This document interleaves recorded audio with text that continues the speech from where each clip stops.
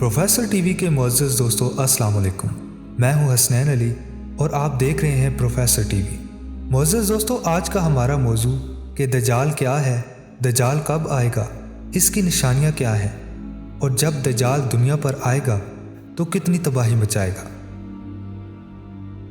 आज की इस वीडियो की जानिब बढ़ने से पहले मेरी तमाम आने वाले दोस्तों से गुजारिश है कि हमारे YouTube चैनल प्रोफेसर टीवी को सब्सक्राइब कर लें ताकि मुस्तकबिल में आने वाली इसी तरह की इल्मी और अदबी वीडियोस आप तक बर वक्त पहुँच सकें। दज्जाल के मैनी है हकीकत को छुपाने वाला, सबसे बड़ा चालबाज और धोखेबाज।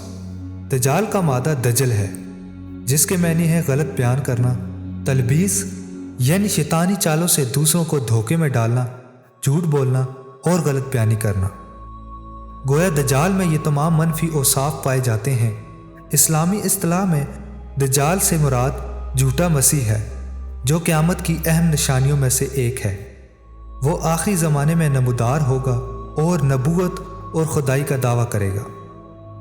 मोहतरम सामीन कराम, दज्जाल यहूदियों की एक नस्ल से होगा जिसका कद ठगना और दोनों पांव टेढ़े होंगे, रंग सुर्ख या गंदमी होगा, जिस्म पर बालों की भरमार होगी, सर के बाल हबशियों की तरह होंगे, बाईं आंख से काना होगा, दाईं आंख में अंगूर के बकदर नाखना होगा और नाक चोंच की तरह होंगी।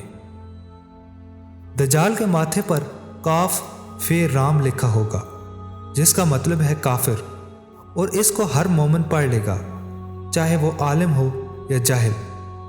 इसकी आंख सोई हुई होगी लेकिन इसका दिल जागता रहेगा। दज्जाल की सवारी इतनी बड़ी होगी कि इसके दोनों कानों का दरमियानी फासला भी 40 गज का होगा। वो एक कदम में ताहद निगाह मसाफत को तय कर लेगा। दज्जाल पक्का झूठा और आला दर्जे का शोबदेबाज होगा। इसके पास गलों के ढेर और पानी की नहरें होंगी। ज़मीन में मदफून तमाम खजाने बाहर निकलकर शहद की मक्खियों की मानत इसके साथ हो लेंगे। जो कबीला दज्जाल की झूठी खुदाई पर ईमान लाएगा, दज्जाल इस पर बारिशें बरसाएगा जिसकी वजह से खाने पीने की चीज़ें उबल पड़ेंगी और दरख्तों पर फल आ जाएंगे। दज्जाल की रफ्तार आंधियों की तरह तेज़ होगी और बादलों की तरह रवां होगी। वो करिश्मों और अपनी शोबदेबाजियों से दुनिया के हर चप्पे चप्पे को रौंदेगा। मुअज़्ज़ज़ सामीन, हज़रत इमाम अबू इमामा फरमाते हैं कि नबी करीम सल्लल्लाहु अलैहि वसल्लम ने खुतबा फरमाया और एक लंबी तकरीर में दज्जाल का भी जिक्र किया। आप सल्लल्लाहु अलैहि वसल्लम फरमाते हैं, जब से अल्लाह ताला ने औलाद आदम को पैदा किया है इस वक्त से अब तक दज्जाल के फितने से बढ़कर कोई फितना पैदा नहीं किया।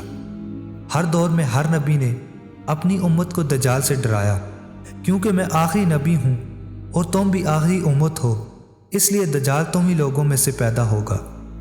अगर वो मेरी ज़िंदगी में नाज़िल होता तो मैं तुम सब की तरफ से उसका मुकाबला करता, लेकिन चूँकि वो मेरे बाद नाज़िल होगा इसलिए हर शख्स अपने नफ्स की जानब से अपना बचाव करेगा।